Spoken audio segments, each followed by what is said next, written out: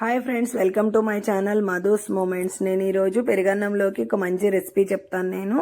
ఇది ఉంటే పెరుగన్నం చాలా ఇష్టంగా తింటారు. ఇప్పుడు సమ్మర్ కాబట్టి పెరుగన్నం తినడం చాలా అవసరం, వేడి చేస్తుంది.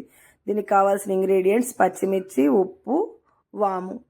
ఒక 1/2 kg పచ్చిమిర్చి తీసుకుని కడిగి శుభ్రంగా ఆరబెట్టుకోవాలి. తడి 2 స్పూన్స్ వాము, 2 స్పూన్స్ ఉప్పు ఇలా మిక్సీ చేసుకుని సైడ్కి తీసుకోవాలి.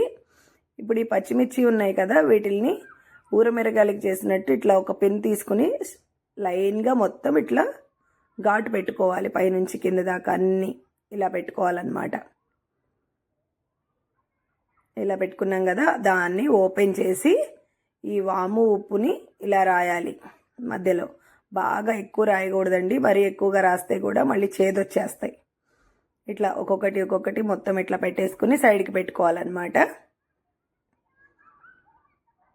ఇట్లా ఓపెన్ చేసి పెట్టుకుంటే లోపల దాకా పడుతుంది మంచిగా.